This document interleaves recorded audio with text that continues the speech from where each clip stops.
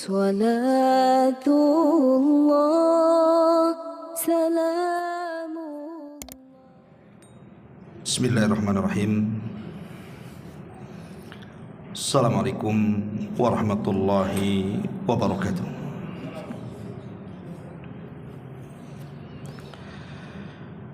Alhamdulillah wassalatu wassalamu ala Rasulillah wa ala alihi wa sahbihi wa mawalah wa la hawla wa la quwwata illa billahi wa ba'du.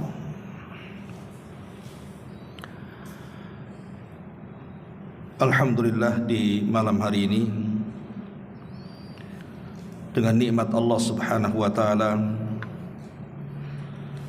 terutama nikmat Islam, nikmat iman, dan nikmat dapat bermajlis ilmu di Masjid Muhajirin, tentu ini sesuatu perkara yang sangat besar untuk kita syukuri. Kemudian juga yang kedua, salawat dan juga salam kita hadiahkan kepada Rasul kita, Nabi besar Muhammad sallallahu alaihi wa ala alihi wasallam. Malam ini kita akan mengkaji satu dari 99 nama-nama Allah Subhanahu wa taala yang sangat penting kita merenungkannya. Apa itu? At-Tawwab.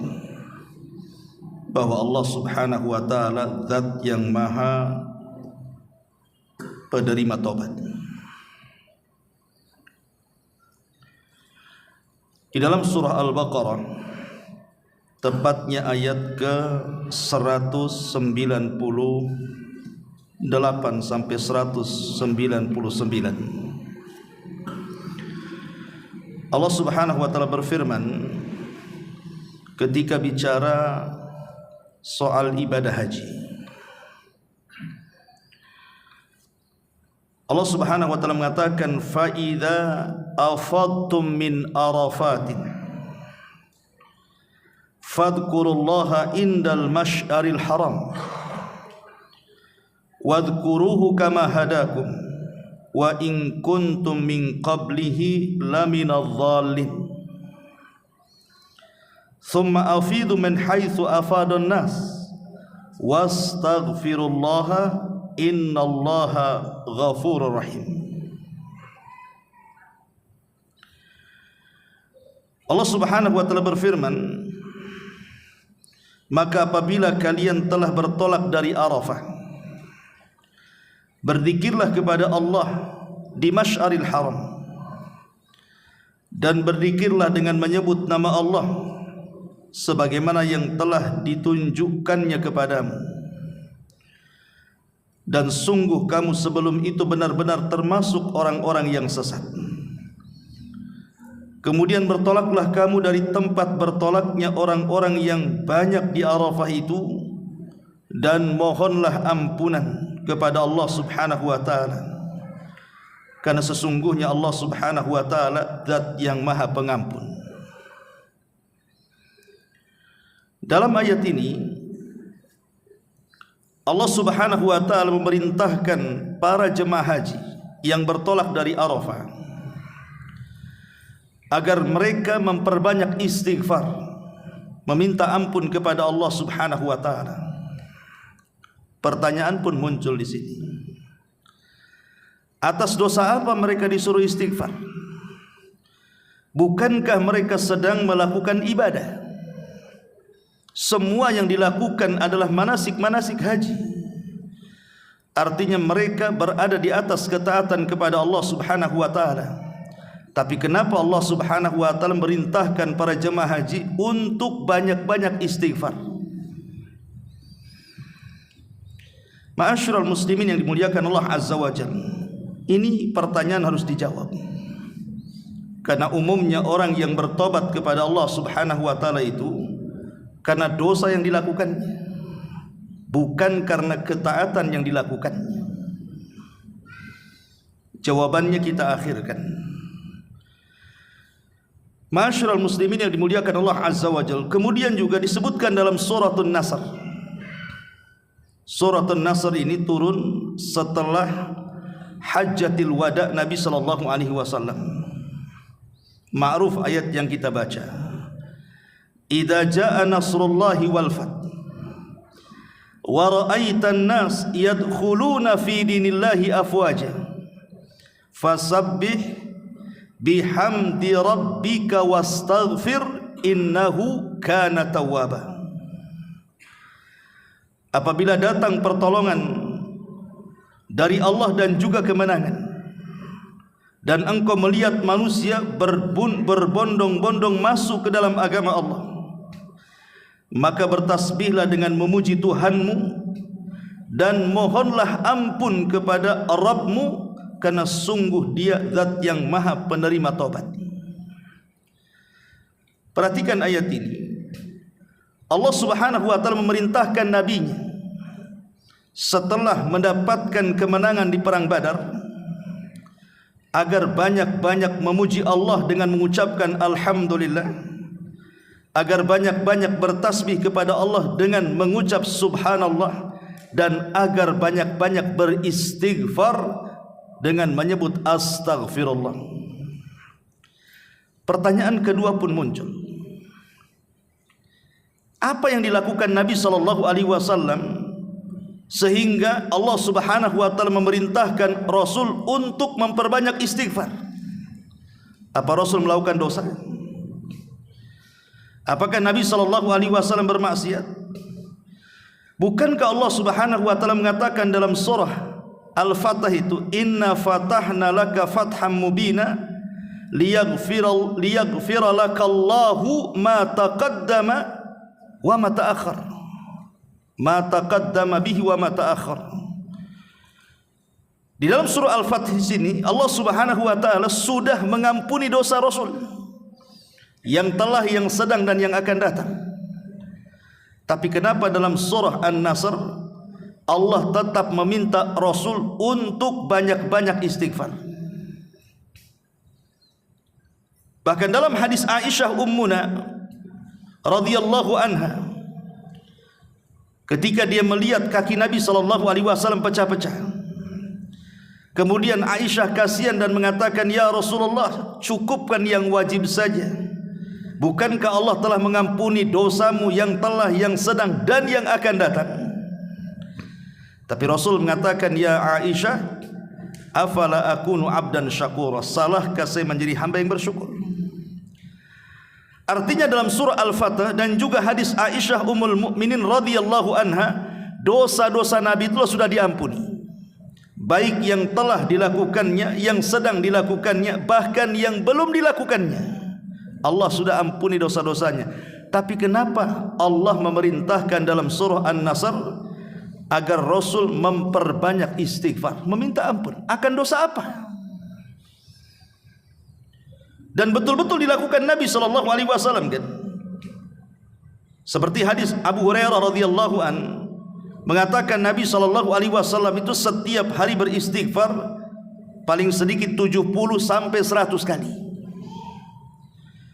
Inilah dua pertanyaan yang harus kita jawab.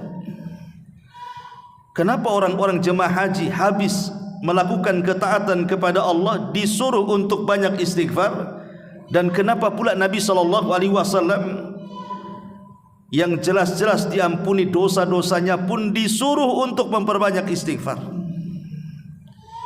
Ma'asyiral muslimin yang dimuliakan Allah Subhanahu wa taala, kita tahu bahwa bertobat kepada Allah Subhanahu wa taala itu ada dua macam. Bertobat kepada Allah Subhanahu wa taala itu ada dua macam. Yang pertama, bertobat setelah melaksanakan ketaatan kepada Allah Subhanahu wa taala. Kenapa?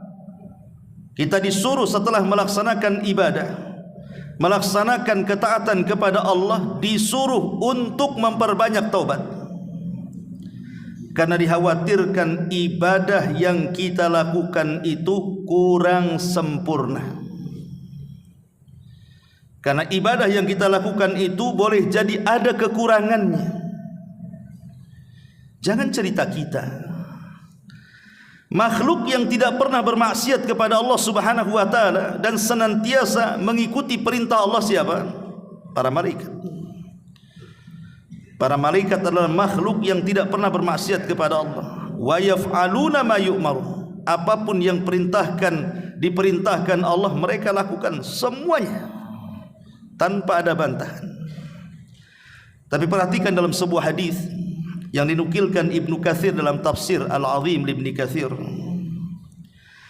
inna lillahi fis sama'id dunya malaikatun khusyu'an la yarfa'una ru'usahum hatta taquma as-sa'ata fa idza qamat rafa'u ru'usahum thumma qalu rabbana ma 'abadnaka haqqa ibadatik.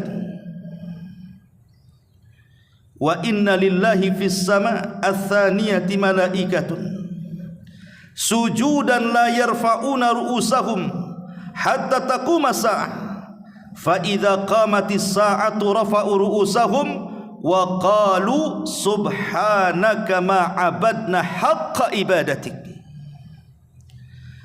Sesungguhnya di langit, kata Rasul, sesungguhnya di langit Allah memiliki banyak malaikat-malaikat yang khusyuk beribadah kepada Allah. Mereka tidak pernah mengangkat kepalanya sampai kiamat dibangkitkan. Dan apabila kiamat dibangkitkan, barulah mereka mengangkat kepala-kepala mereka. Kemudian mereka mengatakan, ya Rabb, kami benar-benar belum bisa menyembah dirimu dengan sebenar-benar penyembahan. Dan sesungguhnya Allah di langit yang kedua juga memiliki banyak para malaikat. Mereka sujud sejak diciptakan dan tidak pernah mengangkat kepalanya.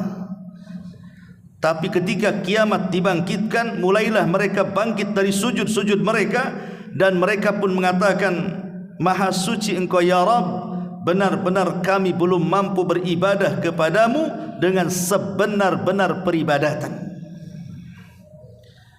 Kalau para malaikat saja yang sujudnya mulai diciptakan sampai kiamat, yang rukuknya mulai diciptakan sampai kiamat, yang berdirinya mulai diciptakan sampai kiamat, beribadah terus 24 jam sampai kiamat dibangkitkan.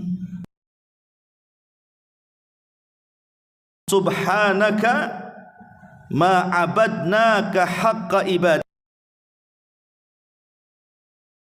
Kami betul-betul belum bisa beribadah dengan sebenar-benarnya beribadah kepadamu. Jadi malaikat merasa kurang sempurna dalam beribadah. Lah batas, rukunya terbatas, puasanya terbatas, sedekah bahkan tidak sama sekali. Ada di antara mereka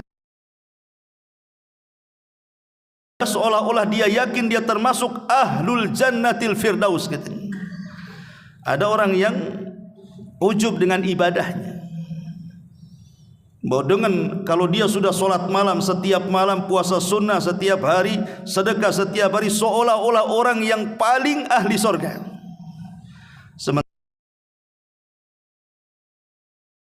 Dan mengatakan, Maha suci Engkau ya Rabb, kami betul-betul belum mampu melakukan ibadah dengan sebenar-benarnya. Maka dari sinilah kemudian pentingnya kita istighfar setelah melaksanakan ketaatan kepada Allah Subhanahu wa taala. Karena boleh jadi dalam ketaatan itu mesti ada kekurangan. Lah kekurangan-kekurangan itulah bisa disempurnakan dengan istighfar. Karena Allah Subhanahu wa taala Tawwabur Rahim, zat yang maha mengampuni seluruh kekurangan kita dan kelemahan kita. Ini yang pertama, ya. Oke, kita tambah sedikit. Kalau kita mengaca diri kita dengan para ulama salaf, dengan salafun saleh, Contoh saja Umar bin Khattab radhiyallahu anhu, yang sudah jelas-jelas dijamin sorga, dan sorganya pernah dilihat Nabi. Bukan dijamin sorga saja, sorga yang dijaminkan kepada Umar itu dilihat Nabi langsung. Ketika peristiwa Isra Mi'raj, Rasul masuk ke dalam sorga. Tiba-tiba ditampakkan sorga yang terbuat dari emas yang sangat megah.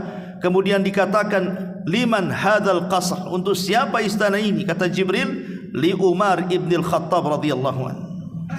Jadi jelas bukan hanya jaminan sorga, tapi sorganya pernah dilihat Nabi. Dan Umar itu terkenal salatnya, terkenal puasanya, terkenal ibadahnya. Tapi meskipun demikian, ketika Nabi SAW menginformasikan kepada sahabat Hudzaifah bin Yaman, pemegang rahasia Nabi, tentang nama-nama orang-orang munafik yang diwahyukan Allah kepada Jibril kemudian disampaikan kepada Rasul, maka Rasul memanggil Hudzaifah dan mengatakan, ya Hudzaifah, catat orang-orang ini, mereka termasuk orang-orang munafik. Dan tidak ada yang tahu catatan itu kecuali Rasul dan Hudzaifah. Makanya Hudzaifah dikenal sirrun Nabi, pemegang rahasia Nabi. Umar bin Khattab radhiyallahu anhu ketika mendengar bahwa Hudzaifah memiliki catatan nama-nama orang munafik, dia datang kepada Hudzaifah, kemudian mengatakan kepada Hudzaifah, anshuduka billah, kata Umar, demi Allah wahai Hudzaifah, bisa enggak engkau menyebutkan nama-nama orang munafik itu? Jangan-jangan aku ada di dalamnya. Kata Hudzaifah, tidak bisa. Ini rahasia Nabi. Tapi Umar tetap mendesak dengan mengatakan, asammanin Nabi sallallahu alaihi wasallam anni munafik. Wahai Hudzaifah, apakah Rasul pernah menyebut-nyebut nama aku bahwa saya ini seorang munafik? Maka Hudzaifah tidak menjawab. Sampai berkali-kali Umar mendesak dan terus mendesak. Akhirnya Hudzaifah mensyaratkan, aku akan beritahu, tapi jangan pernah memberitahu kepada siapapun. Akhirnya kemudian Hudzaifah mengatakan, tidak ada wahai Umar, namamu tercantum dalam catatan orang-orang munafik di sini. Maka Umar pun menangis, kemudian dia senang. Itu sekelas Umar. Masih ada kekhawatiran kalau seandainya ada sifat-sifat nifak dalam badannya. Padahal siapalah Umar, sudah dijamin sorga, sorganya sudah dilihat Nabi. Tapi ada kekhawatiran kalau seandainya ibadah yang dilakukan itu bagian daripada ibadatun nifak. Sebagaimana yang dijelaskan oleh sebagian para sahabat Nabi SAW, seperti yang dikatakan Abi Darda radhiyallahu an, ta'awwadhu billahi min khusyu'in nifaq, katanya, berlindunglah kepada Allah dari khusyuknya orang munafik. Dikatakan kepada Abi Dzar, ya Aba Dzar, wa ma khusyu'un nifaq, apa yang dimaksud anda itu khusyuk nifaq itu apa? Maka dia mengatakan, antaral jasada khashi'an wal qalba laysa bi khashi. Kau lihat badannya khusyuk, Masya Allah, enggak bergerak ketika salat, tapi hatinya tidak khusyuk, entah di mana hatinya. Jadi begitulah memang para sahabat Nabi SAW, kekhawatiran mereka. Dan itu banyak kisah-kisahnya. Seperti umpamanya kisah yang lain, kisah daripada juru bicara Nabi SAW, Hasan ibn Thabit. Dia seorang juru bicara Nabi SAW. Ketika turun ayat la tarfa'u aswatakum fawqa sautin Nabi, ketika turun jangan kau angkat suaramu di atas suara Nabi, maka Thabit ibn Qais ini, bukan Hasan, Thabit ibn Qais al-Mushammas namanya, dia takut dengan ayat itu. Jangan-jangan ayat itu mengenai dirinya, karena kalau dia sedang menggantikan Rasul untuk berbicara, suaranya lebih tinggi dibandingkan suara Nabi. Habis itu dia tidak pernah datang lagi ke majelis Nabi, mengurung diri di rumahnya, kemudian dia menangis sepanjang masa, kemudian dia seolah-olah memukul dadanya dan mengatakan, kalau begitu saya termasuk orang yang mengangkat suara, habislah seluruh pahalaku dan dipastikan aku masuk neraka, katanya. Saking ketakutannya. Tapi Nabi SAW kemudian mengutus orang dan mengatakan, katakan kepada Thabit ibn Qais al-Musyammas, dia termasuk ahli jannah, dia termasuk penduduk surga.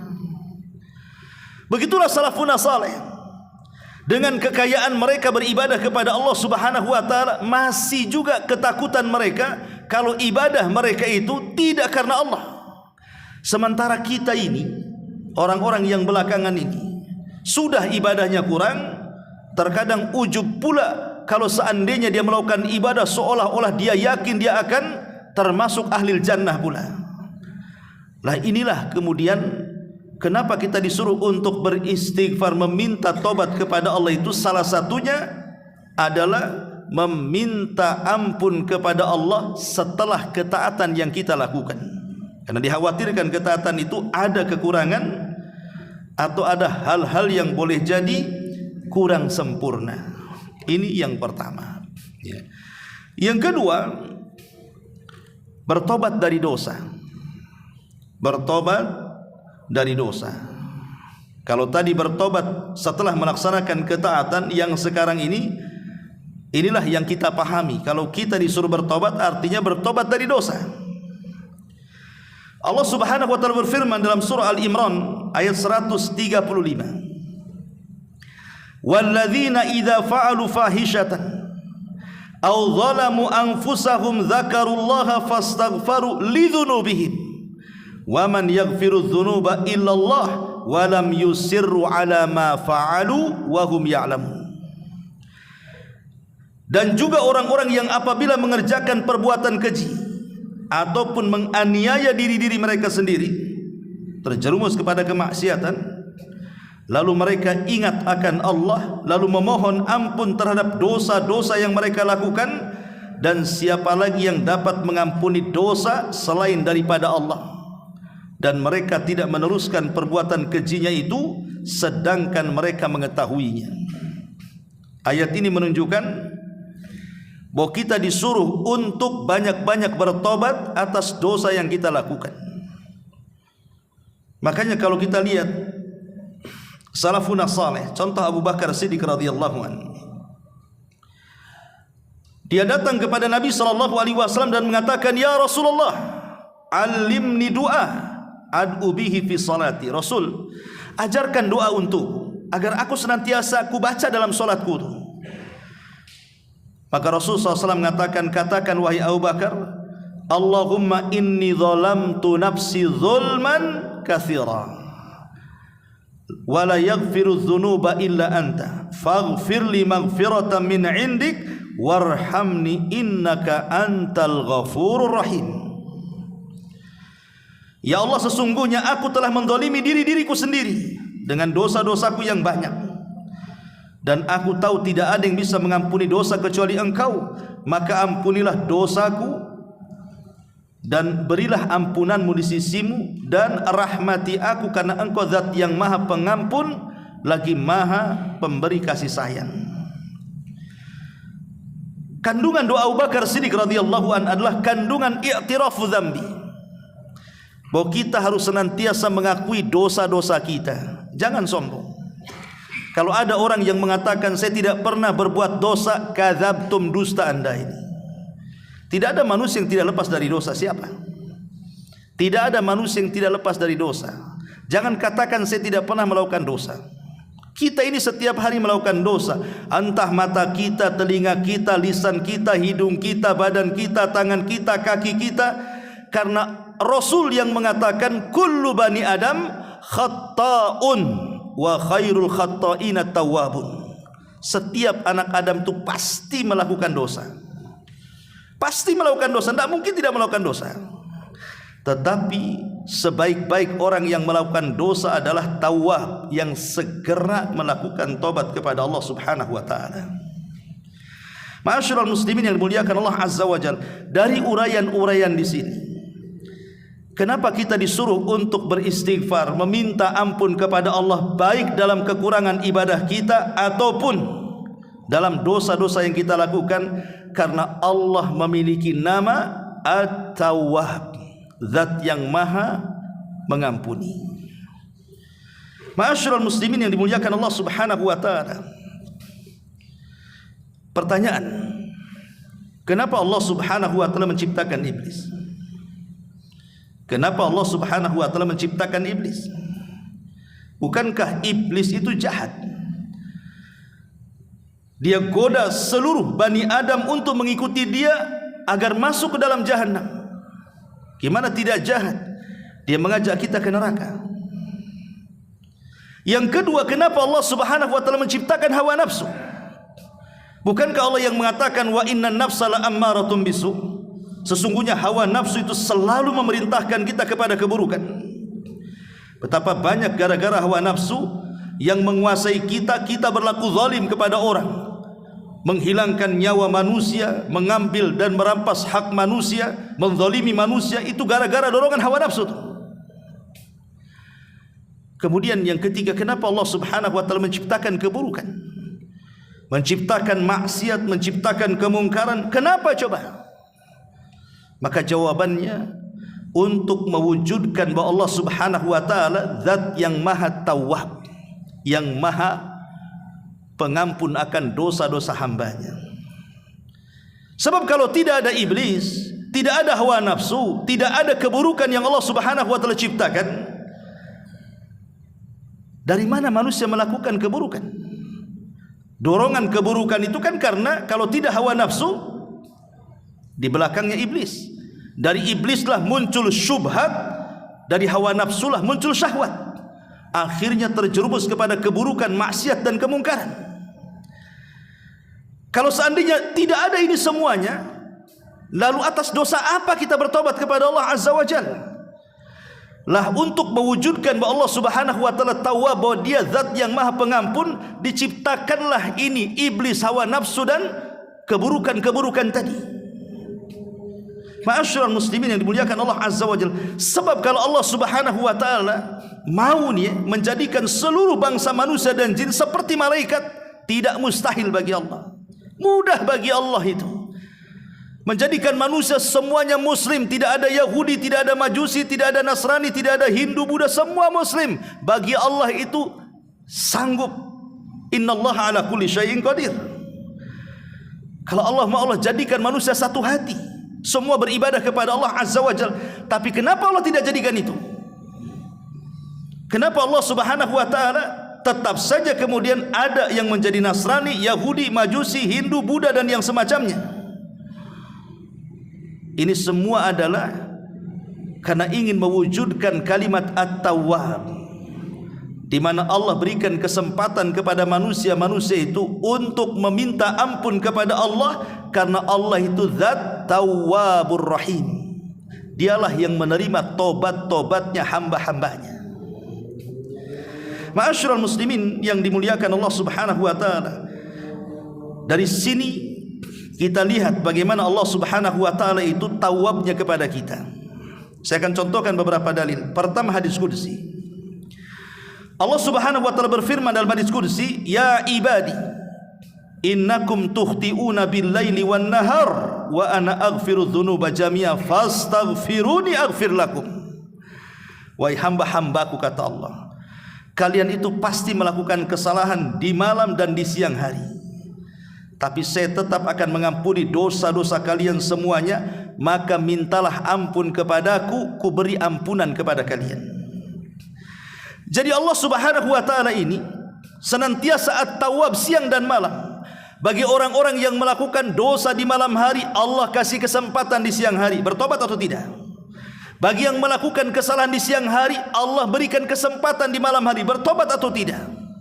Bahkan Allah membuat waktu khusus menawarkan ampunannya di sepertiga malam akhir, dan itu setiap malam. Di mana Allah Subhanahu wa taala mengatakan, hal min da'in fa astajibalah wa hal min mustaghfirin fa aghfiralah wa hal min sa'ilin fa utiyah wa hal min taibin fa atubu alaihi hatta yatlu al-fajr. Allah ketika turun ke langit dunia, dan itu sepertiga malam akhir setiap malam, Allah akan mengkhitab kita sebagai hamba-hambanya. Apakah ada di antara kalian yang berdoa Kukabulkan doanya, kata Allah.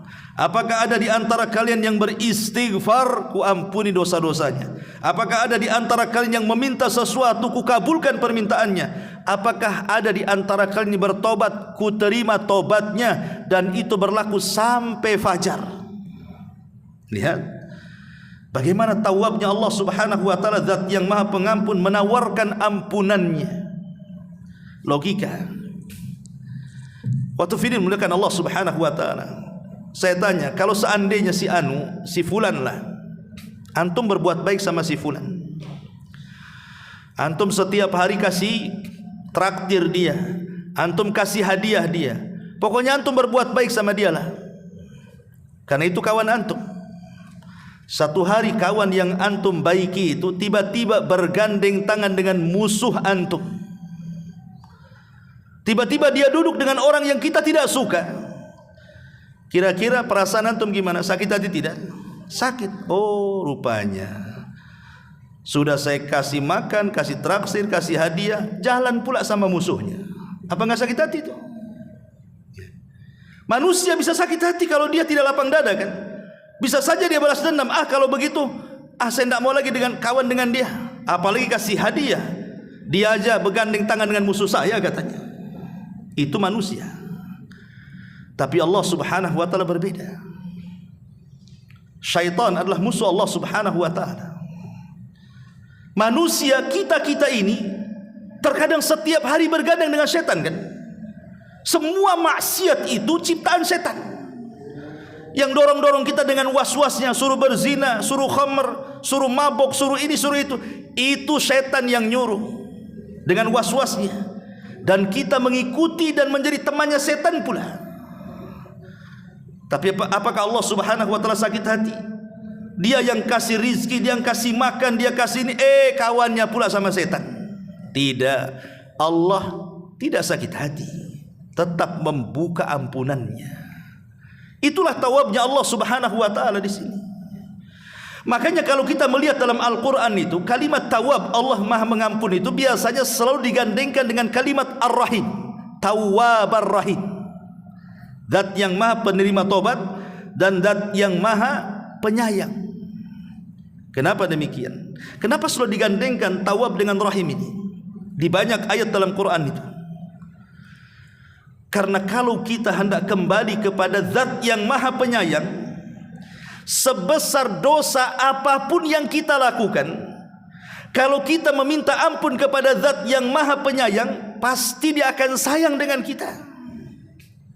Walillahil mathalul a'la. Tentu permisalan Allah lebih tinggi. Saya akan contohkan dengan makhluk ya. Kalau seandainya ada seorang anak melakukan kesalahan, tapi dia tahu orang tuanya, ayahnya itu lembut orangnya, sayang dengan dia, tentu si anak ini, dia ada harapan kalau dia ngomong dengan ayahnya, "Bi, saya sudah melakukan kesalahan, kira-kira dimaafkan tidak?" Pasti dia akan mengumumkakan tuh kesalahannya, karena dia yakin bahwa ayahnya tidak akan marah, karena tahu sifat ayahnya kan. Tapi kalau seandainya dia tahu sifat ayahnya itu jahat, sifat ayahnya itu tukang marah, tentu anak ini tidak mungkin juga akan mengemukakan kesalahannya. Boleh jadi dia lari dari kesalahannya dan tidak akan minta maaf. Contoh saja, Nabi Musa alaihi salatu wassalam. Nabi Musa alaihi salatu wassalam itu sejak kecil sampai dewasa tinggal di rumah Fir'aun. Dan Fir'aun sangat dekat dengan Nabi Musa, sampai dipanggil anaknya, "Ya bunai." Sejak zaman bayi sampai dia dewasa dirawat sama Fir'aun, dan ada kedekatan dengan Fir'aun. Tapi ketika Musa melakukan kesalahan, dia membunuh salah seorang anak pejabat dari Kibti ketika ada clash dengan anak muda dari Bani Israel. Tanpa sengaja Musa membunuhnya. Apakah tiba-tiba Musa kemudian datang kepada Fir'aun minta maaf sama ayah angkatnya? Tidak, karena dia tahu siapa Fir'aun. Fir'aun itu kejam, bisa saja dibunuhnya. Makanya Musa lari ke Madian. Tapi kita berhadapan dengan Rabb, bukan dengan Fir'aun. Rabb kita rahim, Rabb kita ini maha penyayang, maha pengasih. Jadi kalau kita melakukan dosa apa saja yang kita lakukan, kalau kita datang kepada Allah dengan kejujuran kita ingin bertobat, belum lagi kita mengungkapkan tobat, Allah sudah ampuni dosa kita. Itulah tawab namanya. Hanya semata-mata ada keinginan dalam hati. Tetapi jujur ya, keinginan hati itu karena keluar dari kejujuran dia ingin bertobat kepada Allah, belum mengucapkan astagfirullah, Allah sudah ampuni dosa-dosanya. Subhanallah ikhwan. Yang mengilhamkan manusia yang bermaksiat bertobat siapa? Allah. Allah yang mengilhamkan dia supaya dia tobat. Akhirnya dia pun kepikiran, oh harus bertobat saya ini. Siapa yang mengilhamkan sehingga orang maksiat itu ingin tobat? Allah.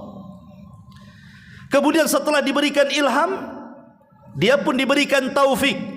Akhirnya dia pun bertobat.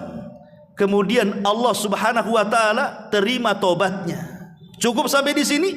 Setelah Allah terima tobatnya, Allah kasih lagi pahala kepada orang yang bertobat itu.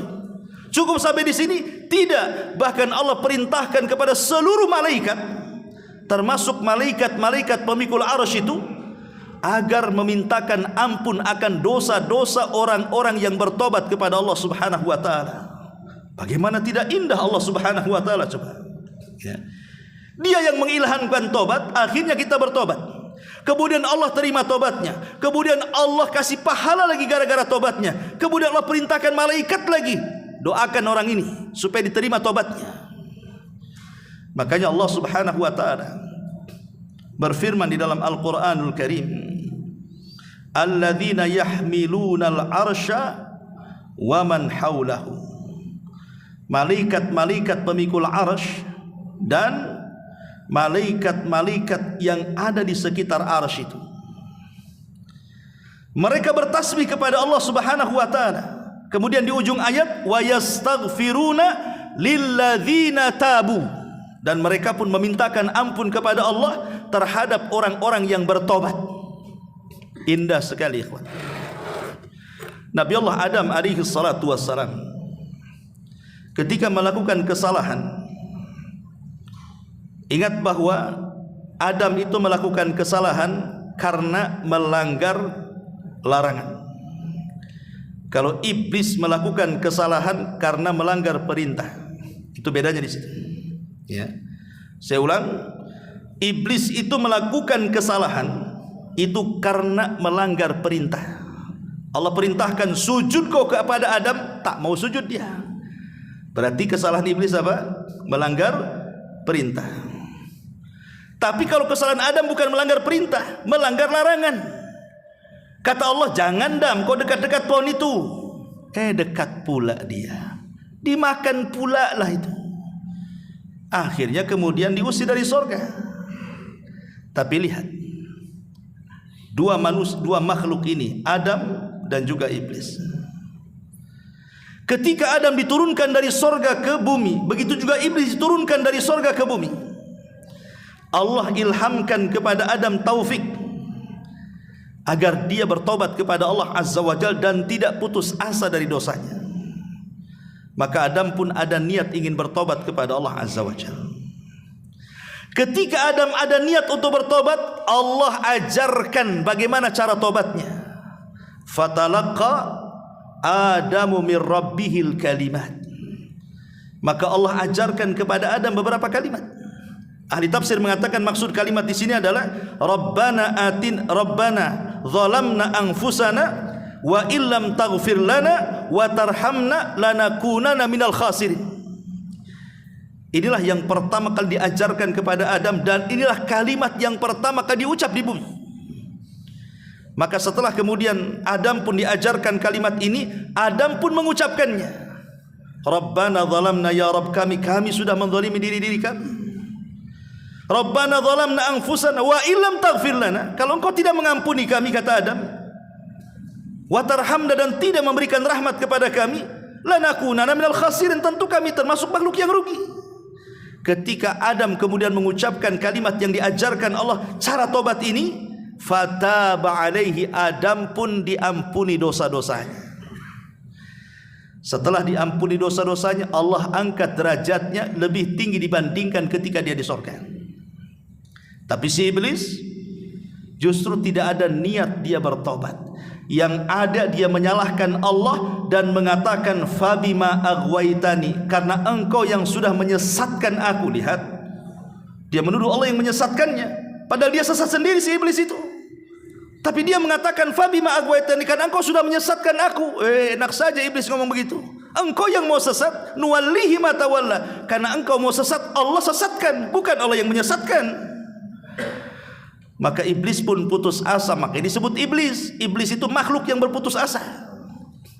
Dari sini kita tahu bahwa tarkul amri asyaddu min irtikabin nahi. Ada kaedah yang baku di kalangan para ulama, meninggalkan perintah itu lebih besar dosanya dibandingkan melakukan yang dilarang. Kenapa demikian? Karena meninggalkan perintah dosanya si iblis, tapi melanggar larangan dosanya Adam. Dan meninggalkan perintah itu lebih besar dosanya dibandingkan melakukan yang diharamkan.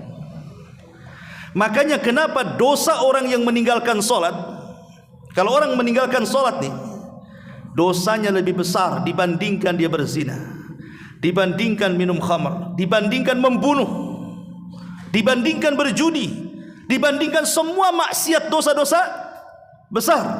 Kenapa? Karena meninggalkan solat itu dia meninggalkan perintah. Kata Allah, solat kamu, aqimus solat, dirikan solat. Tak mau solat pula dia.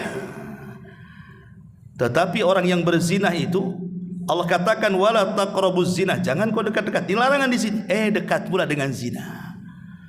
Makanya meninggalkan perintah hati-hati.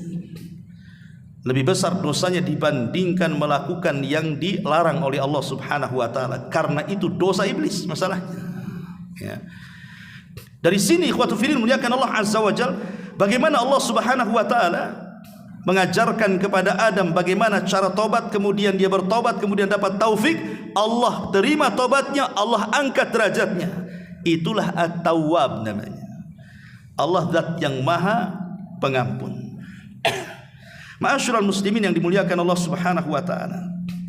Setelah kita tahu secara global apa itu makna At-Tawwab, bahwa Allah zat yang maha pengampun, maka asar keimanannya adalah kalau kita sudah tahu Allah zat yang maha pengampun, maka mintalah ampun kepada Allah. Karena seberapa besar dosa yang kita lakukan, maka Allah pasti akan mengampuni dosa-dosa kita. Karena kita dilarang untuk al-qunut min rahmatillah. Tidak boleh putus asa dari rahmat Allah Subhanahu wa taala. Karena putus asa dari rahmat Allah lebih besar dosanya dibandingkan dosanya. Karena putus asa itulah yang menghalangi orang bertobat, itu masalahnya. Makanya lebih besar dosa orang yang berputus asa dibandingkan maksiat yang dilakukannya. Ma'asyiral muslimin yang dimuliakan Allah Azza wa Jalla, karena waktu juga. Ada beberapa tempat yang kita disuruh untuk memperbanyak istighfar, meminta ampun kepada Allah Subhanahu wa taala. Yang pertama, Nabi SAW memerintahkan kita untuk banyak istighfar ba'dal wudu, setelah melaksanakan wudu. Tadi saya sudah jelaskan, buat apa istighfar setelah wudu? Bukankah wudu ibadah? Kecuali kalau wudu maksiat. Wudu kan ibadah, masa istighfar setelah ibadah? Ya, karena tadi saya sudah katakan bahwa ibadah kita ini terkadang ada kekurangan, kurang sempurna. Makanya kita disuruh istighfar untuk menyempurnakannya. Lah salah satunya istighfar setelah berwudu.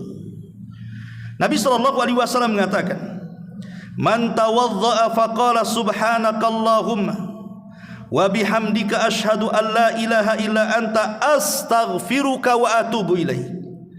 Kutiba fi rikin thumma ju'ila fi tabin thumma yuksaru ila yaumil qiyamah." Kata Nabi SAW, barang siapa yang berwudu kemudian mengucapkan subhanakallahumma, maha suci engkau ya Rabb, wa bihamdika, dan terpujilah engkau ya Rabb, asyhadu an la ilaha illa anta, aku bersaksi tidak ada sembahan yang berhak disembah kecuali engkau, astaghfiruka. Di sini ada syahidnya, kita disuruh untuk istighfar setelah wudu. Ini yang pertama. Yang kedua, ketika masuk masjid. Ketika masuk masjid, kita disuruh untuk banyak-banyak beristighfar. Kata Nabi SAW, "Idza dakhalal masjid," apabila masuk ke dalam masjid, maka bacalah, "Rabbighfirli dzunubi waftah li abwaaba rahmatik." Ya Rabb, ampuni dosa-dosaku dan bukalah pintu-pintu rahmat-Mu.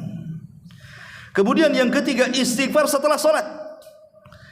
Makanya saya nasihatkan kalau setelah solat wajib, jangan baca yang lain, tapi bacalah istighfar dulu. Kalaupun kita tidak ada waktu untuk wirid, untuk berzikir, tapi jangan tinggalkan istighfar. Setelah salam, assalamualaikum warahmatullah, assalamualaikum warahmatullah, langsung astagfirullahaladzim, astagfirullahaladzim, astagfirullah. Kemudian pergi. Kalaupun memang tidak ada waktu, kalau ada waktu, alhamdulillah semua wirid kita baca, kan begitu. Lah faedahnya kata para ulama tadi, karena tidak ada orang solat itu mesti ada kekurangan di situ. Tidak mungkin orang ketika solat itu 100% dia itu sempurna, tidak ada. Boleh jadi dia melamun, boleh jadi kurang khusyuk, boleh jadi kurang tumanina, dan begitu seterusnya. Maka kita bisa menyempurnakan dengan istighfar 3 kali setelah solat. Kemudian juga yang keempat, istighfar setelah haji tadi yang saya sebutkan, setelah datang dari Arafah, sebagaimana surah Al-Baqarah 199 tadi. Kemudian yang kelima, istighfar indan naum. Ini lebih penting lagi, ketika hendak tidur. Kenapa kita harus istighfar hendak tidur? Karena kita tidak tahu apakah besok kita akan bangun. Jangan-jangan tak bangun lagi, tentu dihantar pula ke kuburan. Makanya kemudian Nabi SAW mengatakan, "Man qala hina ya'wi ila firashi." Barang siapa yang berkata ketika dia menuju pembaringannya, "Astaghfirullah alladzi la ilaha illahu al-hayyul qayyum wa atubu ilaihi 3 marrat, ghafarallahu dzunubahu wa in kana mithla zabadil bahri." Barang siapa yang mengucapkan sebelum tidur, "Astaghfirullah alladzi la ilaha illahu al-hayyul qayyum wa atubu ilaihi," maka Allah akan gugurkan dosanya. Maksudnya dibaca 3 kali, Allah akan gugurkan dosanya walaupun jumlah dosanya sebanyak buih yang ada di lautan, kata Nabi. Kemudian yang keenam, tentu waktu yang sangat tepat istighfar adalah di sepertiga malam akhir. Kalau kita ingin bertobat kepada Allah dan ingin senantiasa istiqomah dalam tobat, maka ambillah tobat di sepertiga akhir daripada malam. Karena di situ Allah turun ke langit dunia, kemudian mengatakan, "Hal min mustaghfirin fa'aghfirullah." Siapapun di antara kalian yang mau istighfar, ku ampuni dosa-dosanya, kata Allah. Kemudian juga yang nomor 7, al-istighfar fi khatmil majalis. Beristighfar setelah melaksanakan majelis taklim yang disebut dengan doa kafaratul majelis. Ya, istighfar. Karena kita tidak tahu dalam majelis, kan majelis itu bukan majelis ilmu saja. Antum bisa ngobrol di warung, antum bisa ngobrol sama kawan. Yang namanya obrolan orang itu mesti kadang-kadang nyinggung, kadang-kadang marah, kadang-kadang emosi, kadang-kadang rendahkan orang, kadang-kadang namimah, macam-macam kan. Untuk menghilangkan dosa-dosa dalam majelis itu, kita disuruh untuk membaca doa kafaratul majelis. Subhanaka rabbana wa bihamdika la ilaha illa anta astaghfiruka wa atubu ilaik. Karena itu kafarah dosa-dosa kita. Kemudian yang nomor 8, tentunya istighfar ketika usia kita sudah menua. Kalau sudah usia di atas 60 tahun, 70 tahun, perbanyaklah istighfar. Makanya Nabi SAW di akhir hayatnya, ketika turun kepada Nabi SAW, "Fasabbih bihamdi rabbika wastaghfir." Fasabbih bihamdi rabbika wastaghfir, dalam surah An-Nasr tadi dijelaskan oleh Ummuna Aisyah radhiyallahu anha.